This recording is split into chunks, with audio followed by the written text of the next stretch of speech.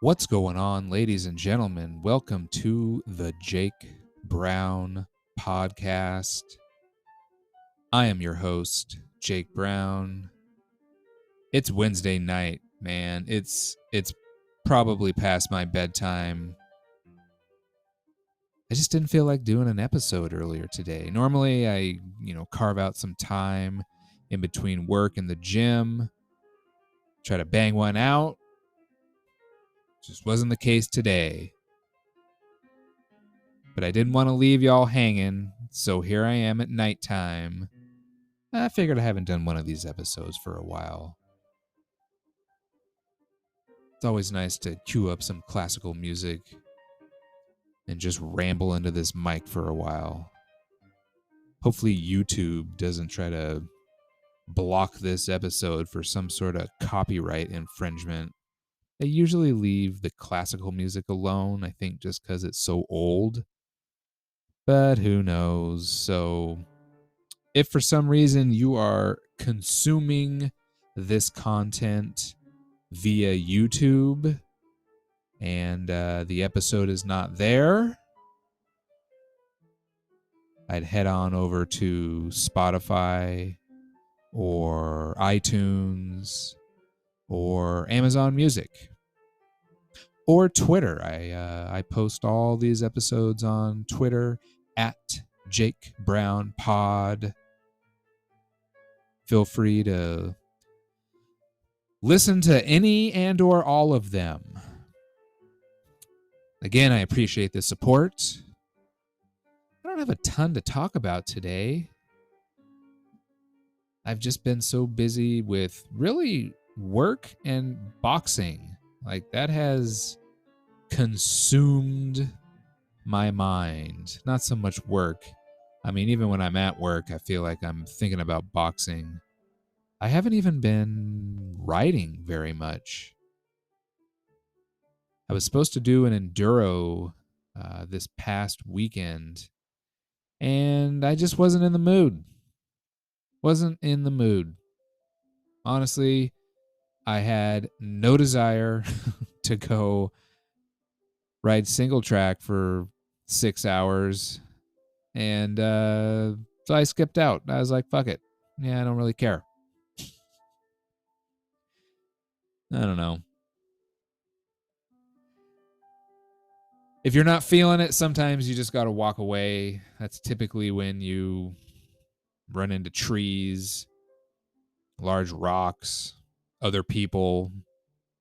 So, yeah, my brain was not into spending a bunch of time on the bike, and so I skipped out. It's all good. We will all be fine. I think as is the case when you're picking up, any new sport, you really have to be just fucking all in, locked and loaded, ready to go, obsessed. And I found that my attention was being split, was being divided, between my dirt bike stuff and my boxing stuff. And I think deep down I knew eventually I was going to have to kind of pick one that I really wanted to focus on. And it has definitely been boxing, without a doubt. And I mean, I still love getting out in the woods and, riding dirt bikes and going out with friends and, hitting the trails. Like, I'm going to continue to do that. But, that obsession just isn't there. I've dedicated so much, so many years to motorcycles that on some level I am just excited about doing something completely different, completely out of my comfort zone. And honestly, I'm at a point in my dirt bike riding where if I want to take another kind of big leap in my skill and my ability, it's, at least with me and the way that I am, it's just going to involve more crashing, like painful crashes. And right now I'm not willing to do that. So I'm content, with where I am. if I make little tiny strides here or there from just going off into the woods on my own and fucking around, then I'm cool with that. But the dirt bike thing was never something that I looked at super, super serious. It's always just been for fun. But that can't really be the case with boxing. There is that saying, you don't play boxing. And I've just been having more and more and more and more fun every time I get in that ring. And that's just kind of where I want to put all my time and energy and my focus. So that's what I'm doing. But you're still going to see me out in Capitol Forest, ripping around. Now that that's opened up, I can get out there at some point. So, did any of you happen to catch the roast of Tom Brady that was on Netflix this past weekend? Oh my God. I'm sure, and just from kind of grazing through Twitter while the show was going, there were definitely a lot of fucking people who were all in their feelings about the shit that was being said on that stage. Personally, I loved it. The cruder, the better for me. And I don't know if it's just a Gen X thing. I don't know, man. Like, we just don't give a fuck about all that kind of stuff. If it's funny, it's funny. And like, it's just jokes, man. I mean, there people on Twitter were absolutely losing their fucking mind over these jokes that were being told, as if there's rules when it comes to jokes that you tell. Hey, newsflash. There are no rules when it comes to jokes. You may not like it, and that's fine. You don't have to like it. Turn the fucking TV off. But the fact that some people got so in their feelings and so triggered and so upset, yet they continued to watch the entire 2.5 hour show. I was like, what the fuck is wrong with you people? It was hilarious. Really, nothing was off limits. Well, there was one thing that was off limits. What's his name?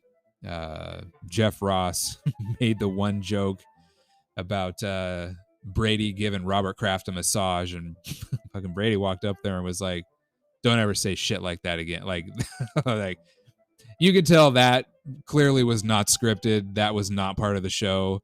And really, that was the only thing that seemed to trigger him. Clearly, none of the fucking jokes about Giselle or, I mean, literally anything else that was set up there seemed to trigger him. But, giving the owner of the Patriots a fucking back rub, I guess that's the one that was crossing the line, apparently. So, hey, whatever. If that's as bad as it got for old Tommy Boy, that's not so bad. Hey, highlights. I thought that Nikki Glazer absolutely fucking crushed. I thought she probably did the best.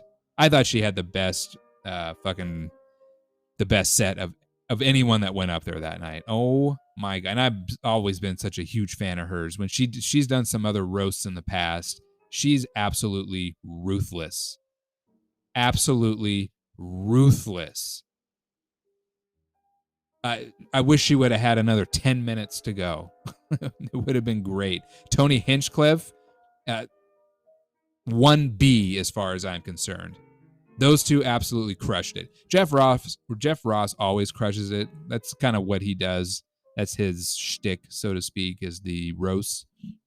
So, like, I expect that from him.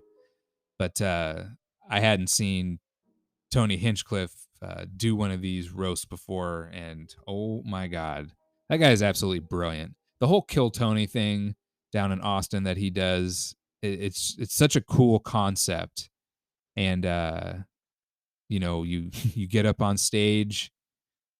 It's essentially a giant open mic thing. If your name gets picked to go up on stage, you got 1 minute. That's it. You got 1 fucking minute to put your best foot forward. And the crowd's either going to love you or they are going to hate you. And the panel consisting, of a whole bunch of, legitimate professional comedians, they're going to praise you or they are going to rip you. But you're going to learn something one way or another. And it's just what a cool concept, for a show that he's created. And man, in that roast, he was absolutely fucking killing it. So yeah, man, I thought it was cool. I thought it was hilarious. I was laughing my ass off. I decided to end my little weed. I took a little break.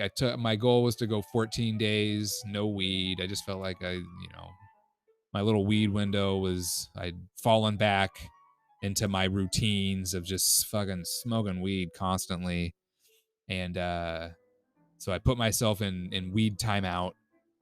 My goal was 14 days. I went 13. I figured if I'm going to watch this roast, I'm fucking smoking some hippie lettuce. And I did.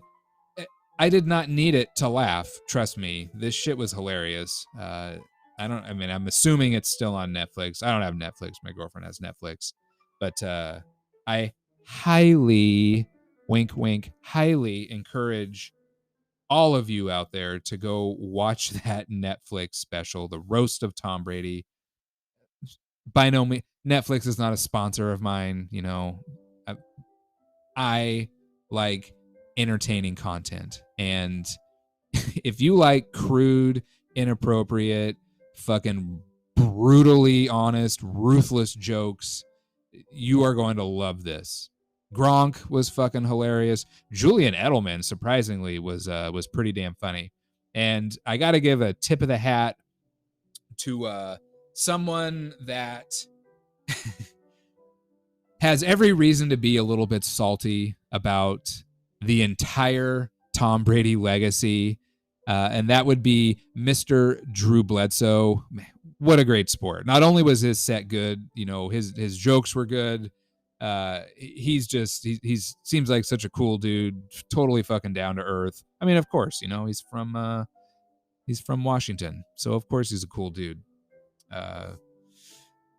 He did a really good job, and seeing, and I'm not going to spoil the ending, I know it's already been put out there probably, but the ending of it's very good. So just go watch it. If you're a fucking pussy and you get offended by everything, then probably don't go watch it. I don't know. Go for a walk. But if you have a sense of humor and you're not some fucking puss, then go watch that roast of old Tommy Boy Brady. It's good shit. It was good, wholesome, family-friendly comedy. All right. I got 2 other things that I want to talk about, and then I'm going to wrap this shit up. We'll see how long I make it tonight. Jesus, I'm already 14 minutes in, and I'm talking about ending this episode. I was having this, God, I don't know. You could call it a conversation. I feel like it turned into more of a fucking pep talk, though. About, essentially it was around like nutrition, and this happened at CrossFit, and it's been, I don't know, a couple weeks now, and it's kind of just been stuck in my mind since I was having this conversation. And there's a young man who goes to the gym, and he has some goals, like we all do. We all have goals, we all set little benchmarks for ourselves, and we're trying to reach those. And like my job as one of the coaches there is to try to help people reach their goals. And I think sometimes, with me all the time, it involves being brutally honest with people. And I feel like there's so much just kind of misinformation around nutrition. And, like I don't know, like what you should eat, when you should eat, how much you should be eating, when to start eating, when to stop eating, in the day or the night. And by no means am I going to sit here and tell you that I am some sort of nutrition expert. All right. I'm not a nutrition expert. The knowledge that I have gained has come through trial and error on my end, and I have found what works for me. And I have essentially gotten to a point, now at 47, almost 48 years old, I can really kind of control my body as far as putting weight on, taking weight off. Like, I just know how much I need to eat to kind of control my energy, to control my size, to, if I want to lean out, I can lean out. If I want to bulk up, I can bulk up. But there are, but like I say, I'm not an expert. Uh, I was a health minor in college. Okay. So, obviously I know what I'm talking about. All jokes aside, being a health minor in college, that does not make me an expert. So when I give advice, I try to just give common sense advice that is, yes, based on science, I feel like, but is also based on my own lived experience, and it's just kind of common sense for what is going to work by and large for the overwhelming majority of people. Now, look, obviously, we are all very, very different. Okay. And one of the, I don't want to call it a concern, but like this one young man, he wants to bulk up a little bit. Okay. He wants to put muscle on. He's not trying to get fucking like bro jacked. He's not trying to look like some fucking Guido, with the Jersey Shore wearing a fucking medium t-shirt and bedazzled jeans. Like, that's not what he's trying to do. But he is trying to add, I don't know, maybe 5 to 10 pounds of muscle. He's trying to just get a little bit bigger, a little bit more muscle, increase his weight a little bit. And he was getting frustrated because in his mind, he has increased his eating and he doesn't understand why he's still losing weight. And, the simple solution is eat more. You're not eating enough. You need to be eating more. If you want to grow your muscles, you have to feed your muscles. Your muscles will not grow. They're not going to grow if you're starving them, if you're constantly in a calorie deficit. A little bit of a calorie deficit is okay, but if you're in a major one, you're not going to put any size on. And he was having kind of a hard time with what I was telling him because in his mind, he's basing everything off of a 2,000 a day calorie diet. And he's like, well, I'm eating like 23 or 2,400 calories a day. And to which I said, so what? That number, okay, that 2,000 calorie a day number, that's just, to me, in my opinion, and I'm sure there's people who would disagree with me on this, and that's fine. To me, that's just a bunch of fucking bullshit. All right?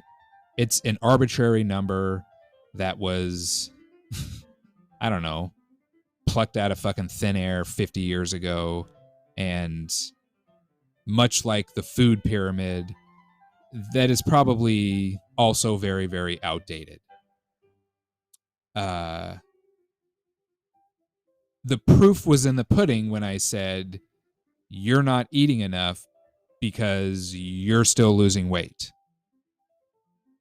So since he was basing everything on a 2,000 calorie a day diet, in his mind, he should have been gaining weight. And to which I said, that's not always going to be the case because we're all different.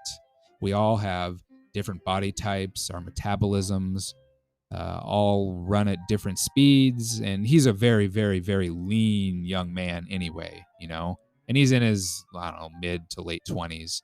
So his metabolism is at fucking peak burning right now. Okay. And I told him,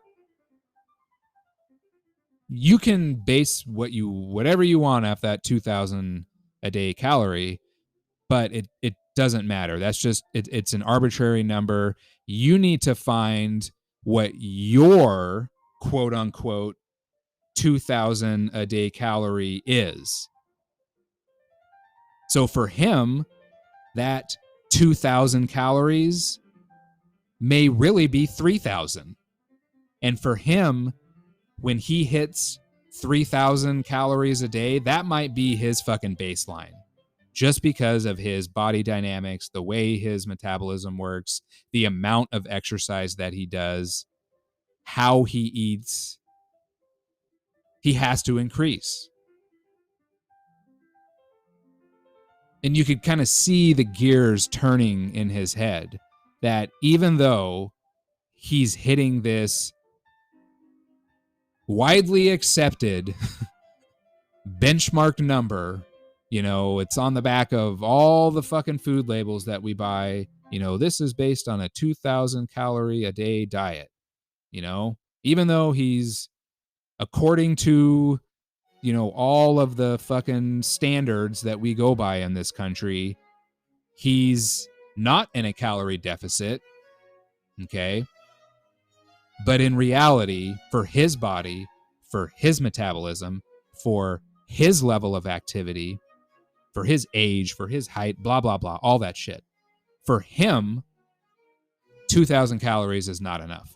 2,500 calories is probably not enough. He needs to be much higher than that. And that's where I think it is important. And I'm not one of these people, you know, and I have counted calories in the past. I've done all the fucking macros and blah, blah, blah, all that shit. Like, I understand it. It's not something that I do anymore. I don't see a point to it. I kind of know what I need to eat, and I go from there.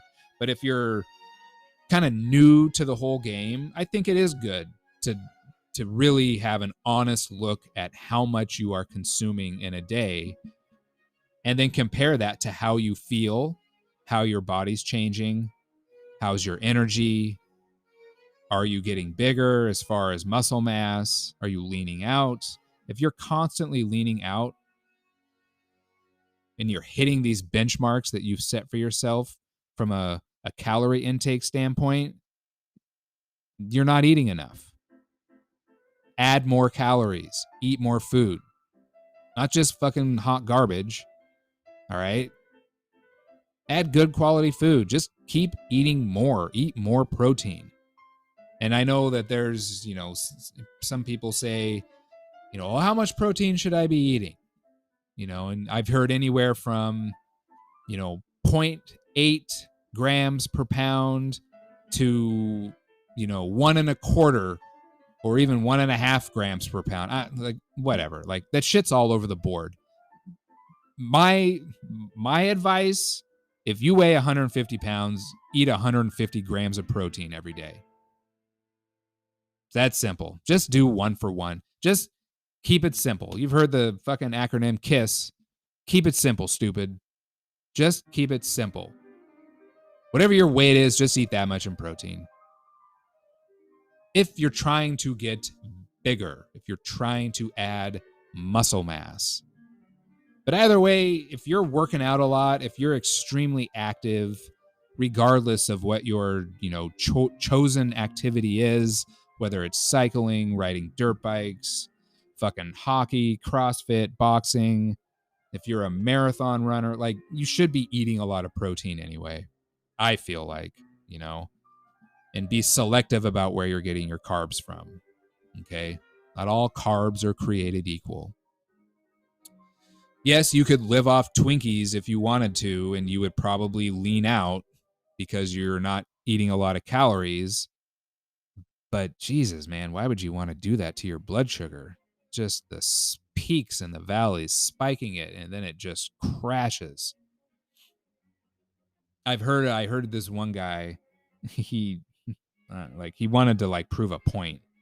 So he just basically ate Twinkies. Like he just ate all these like Hostess products that were just, it's just pure fucking sugar. Like one of those Hostess, like the Hostess apple pies, like one of those has, I think, almost 40 grams of sugar. Just one. Those things are tiny anyway. That's so much sugar. So yeah, like you can lean out, but what else are you doing to your body in the meantime? Like I'd just rather not. And I've said this before on this podcast. When you go to the store, stay out of the middle. Unless you're getting like your seasonings and stuff like that, your olive oil, your coconut oil. Really, you just stay on the perimeter. The meats, the fruits, the vegetables, all that stuff's on the perimeter. Eggs are on the perimeter. Man, eggs are so good. I eat eggs 7 days a week. 7 days a week. I at least have one egg every single day. Sometimes I have 2. Sometimes I have 4. But every day, every single day, I have eggs. They're great. But if you go by, that stupid ass fucking food pyramid that was crammed down our throats when we were little kids, like, who in their right mind nowadays thinks that the base, the foundation of your diet should be breads and grains? Are you shitting me? Hell no, not me. No way. No way.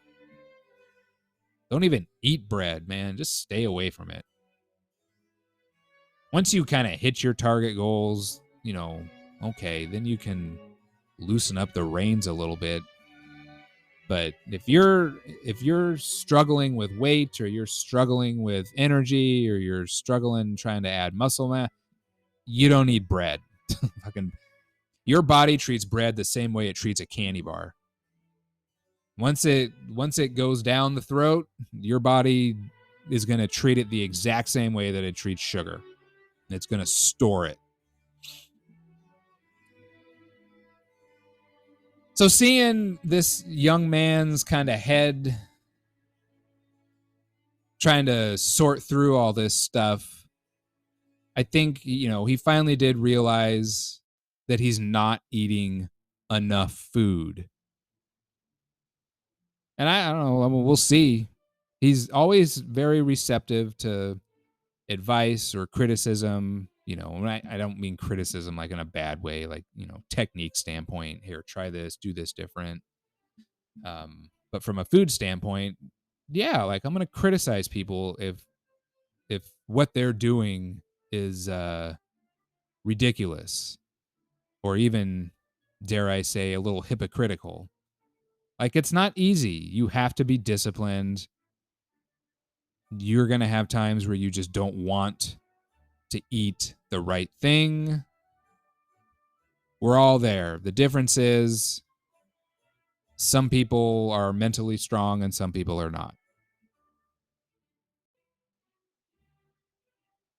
Another thing I told him, because, like when you coach, or, you're around, people who are trying to better themselves, you're always looking at people to kind of try to gauge their progress, see how things are going. And this young man didn't even realize that he's already added a lot of muscle. Like, in his mind, you're too deep in the trees to see the forest or whatever. Like, he didn't even realize that he had added a bunch of muscle. And it's like I had to explain to him, like, you don't even appreciate the gains, the strides, the progress that you have made. And I think that's every bit as important as the work we put in, you know, the mental aspect, this, you know, the staying positive. Sometimes it's bordering on delusion. You know, you have to take a moment and kind of reflect on how far you have come. Like, that's a good thing. And he definitely had not done that. And I tried to point that out to him, like, dude, you've come a long way since you started CrossFit. Don't get hyper fixated on looking a certain way. You're going to look how you're going to look. CrossFit is only going to get you to look a certain way unless you're going to dedicate, you know, 5-6 hours a day to fucking CrossFit and Olympic lifting and accessory work. You know, you're not going to get super fucking jacked like these dudes in the games. It's just not the way CrossFit's structured. Oh, how do I know? We'll go back and watch some of the original CrossFit games. Look at all those athletes. Now watch games from the last few years. Totally fucking different. The core is the same. The foundation is the same. But I think the amount of accessory work has exploded in the CrossFit community. And, you know, that's where you see some of these dudes just getting absolutely fucking jacked. I mean, who knows? There could be other reasons too, but that's not for me to speculate on. So anyway, the whole point of all this was if you're trying to make major changes to your physique, if you're trying to add muscle, if you're trying to increase your energy, whatever your reason is, you really need to look at what you are consuming. Are you consuming enough?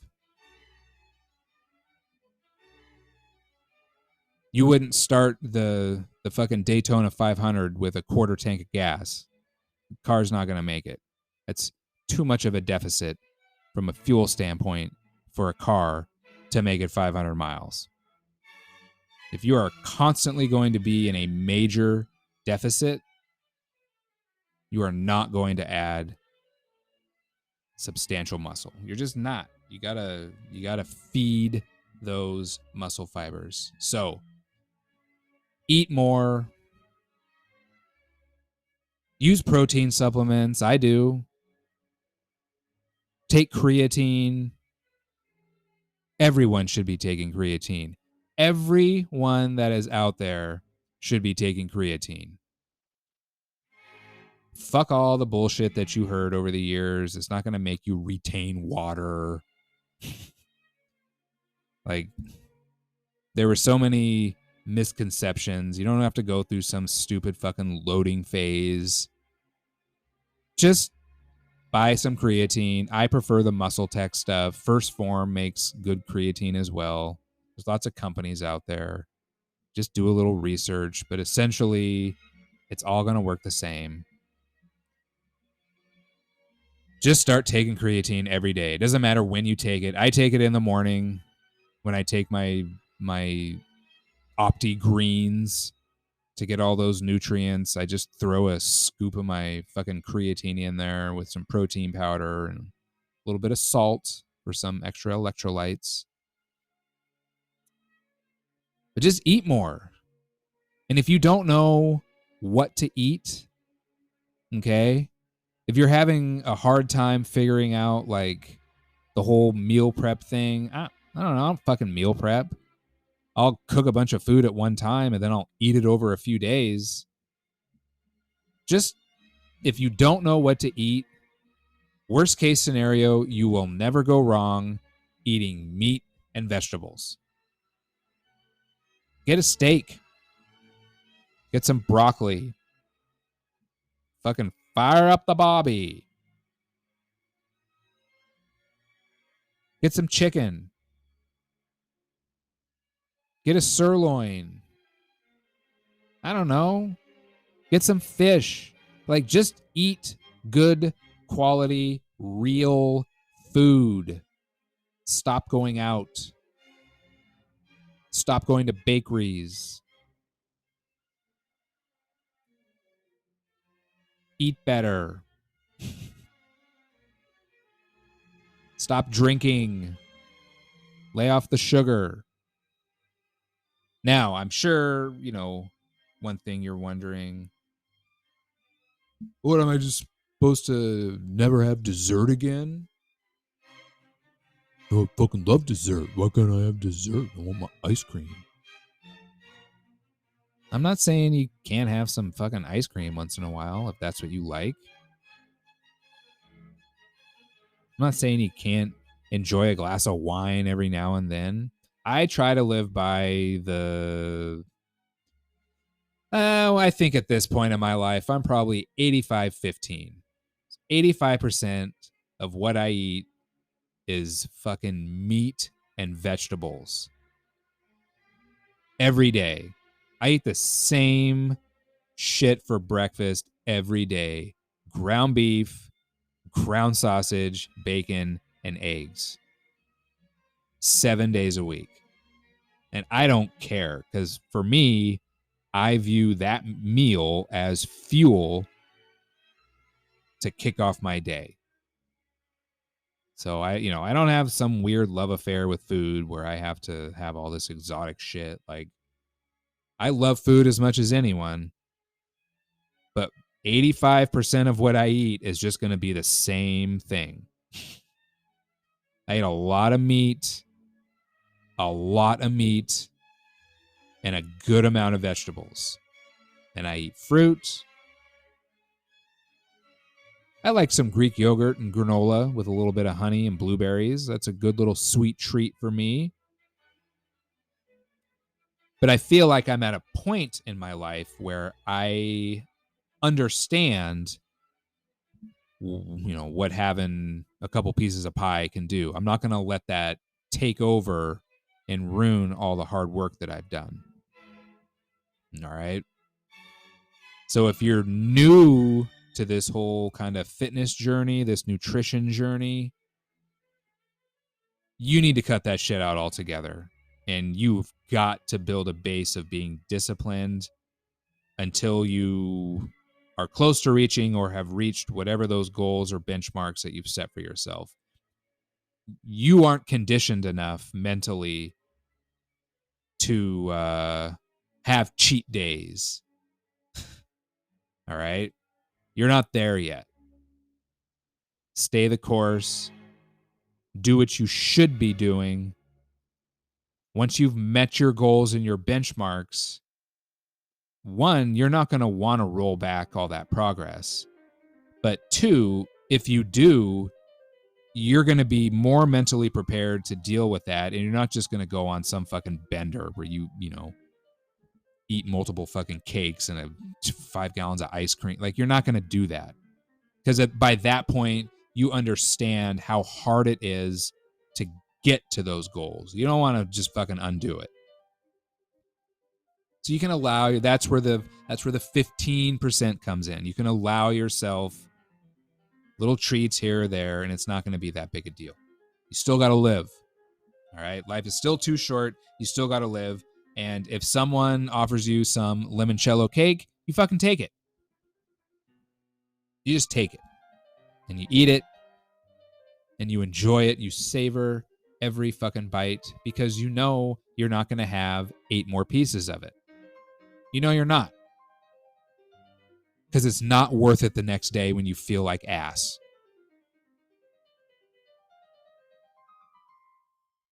All right. God. Talking fucking nutrition. Nutrition. It's so important. Yet it's, it's the one thing that I almost feel like people don't take as serious as they need to take it. They look at improving their performance as only coming through hard work in the gym. Like I want to run a 5-minute mile, and right now I'm at a 5:30. So I just need to run more and more and more and more and more. Well, your diet is going to play a major role into how much you improve in whatever your sport is. You have to fuel your body. And it sounds counterintuitive, but sometimes if you want to lean out, you got to eat more. Your body's got to just burn more. You need more energy to do more work.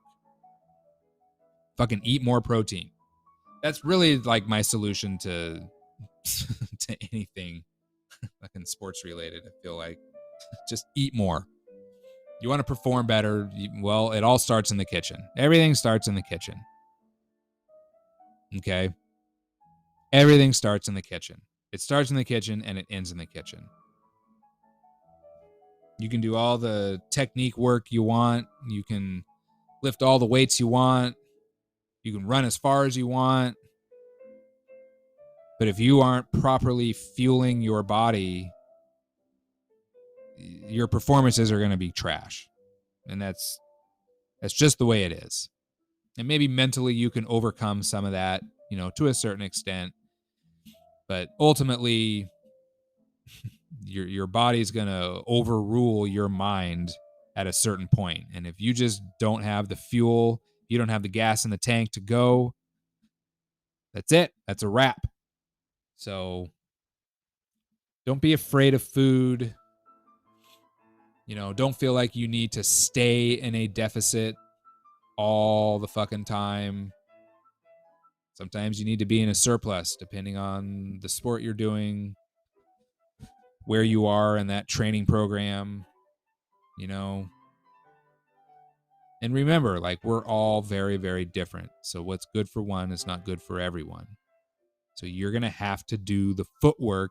You got to do the leg work here and find out where your 2,000 calorie a day baseline is. Because if you simply base it on 2,000 calories a day, you're doing yourself a disservice.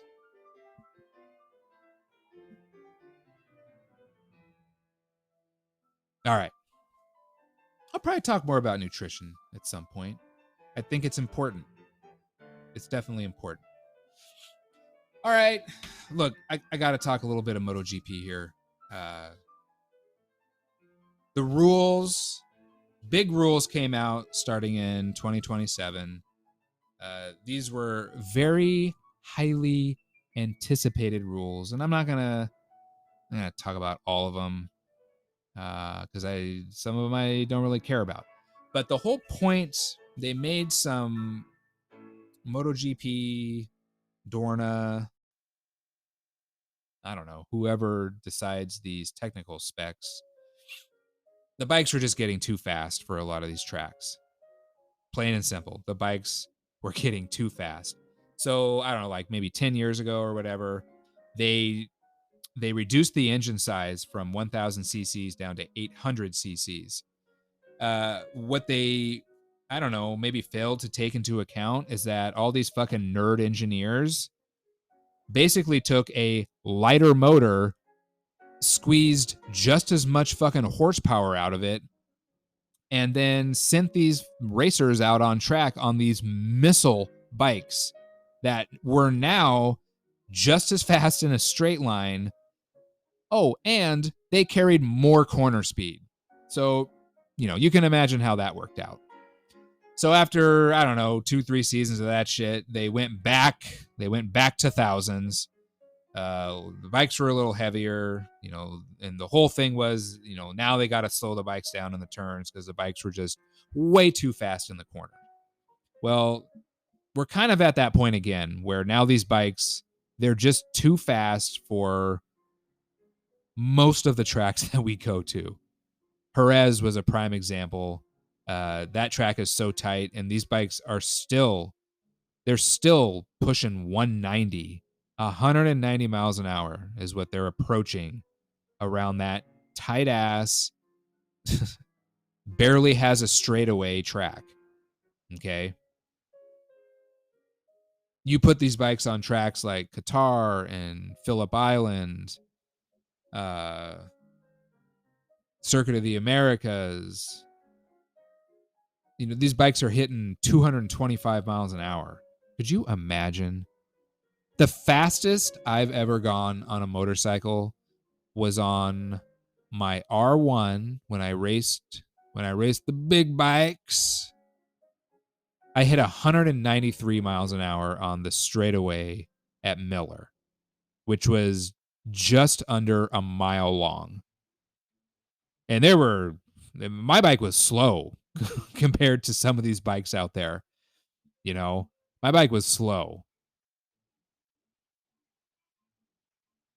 Could you imagine going 225 miles an hour and the only thing between you and certain death is a kangaroo skin suit? Kangaroo's lighter than leather, by the way, so these guys are all wearing kangaroo.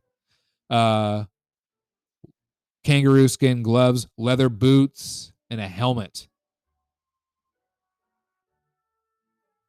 225 miles an hour. It might even be 227. I think last year Zarco set the all-time record for, I don't know, some fastest fucking speed trap time.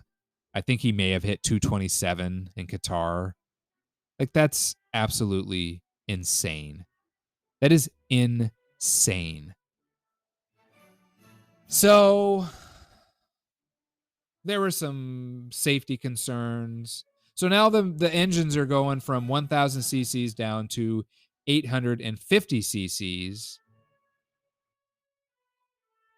The maximum bore diameter, it's been reduced from 81 millimeters to 75 millimeters. So the bore is how big the cylinder is.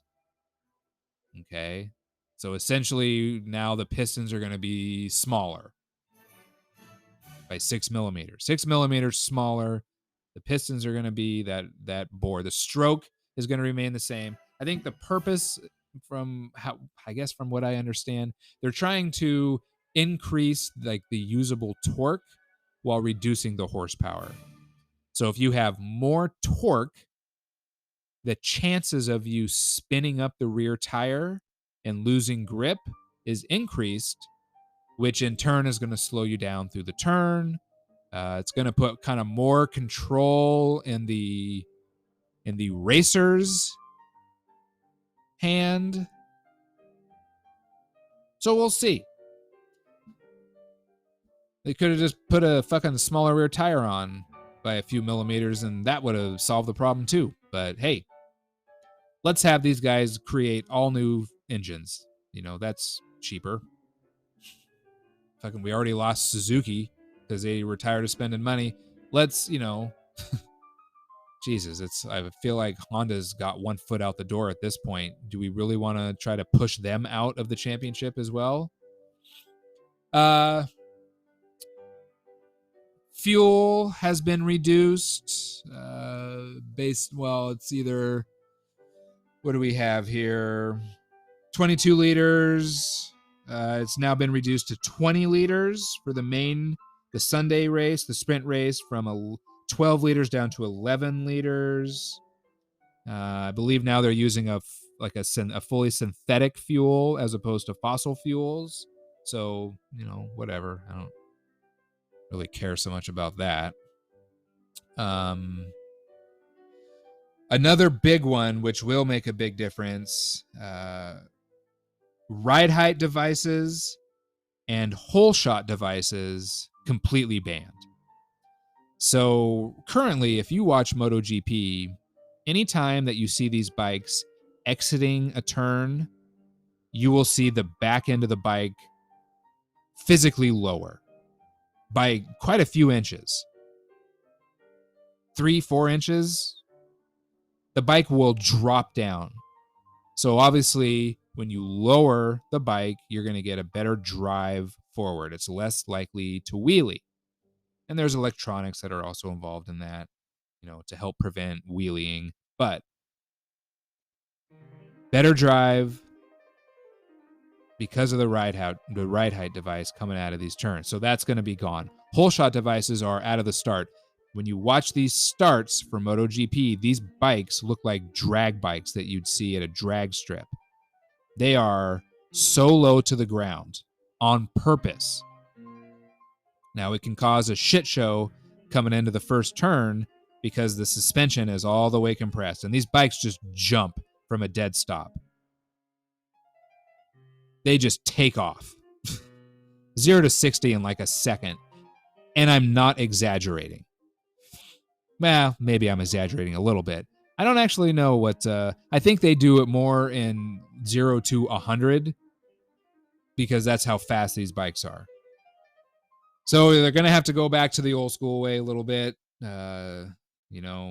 Hopefully it shows off a little more of the rider's talent, removing some of these rider aids. They've also reduced or I guess altered the aerodynamics, because you see all these bikes now with all the winglets, wings on the front fairings, wings on the fucking tail. You got, wings on the brake caliper covers. Now there's wings under the oil catch pan, Like there's aerodynamic technology all over these bikes. So that has also been greatly reduced. So there's some other stuff too, but those were kind of the main highlights. I'm hoping it's going to be good. I'm hoping it's going to produce better, closer racing. Time will tell. Obviously we're still a ways off from all that. But I think the big thing, one, I want to say starting next year, Michelin has a new front tire that should, and I'm really hoping. I'm hoping if this tire performs well, that they would consider just getting rid of the minimum and maximum tire pressure penalty. But with the reduced aero in 2027, hopefully that'll just take care of that altogether, because there won't be as much downforce on these tires under braking, and the tires shouldn't spike in temperature as bad as they do. Right now, the tires really can't handle the downforce from braking, as well, coupled with, the aerodynamics, these winglets that are literally forcing the front of the bike down. It's just too much for the front tires. So hopefully that new Michelin front tire is going to be better, and we won't have to worry about any of these stupid fucking penalties anymore.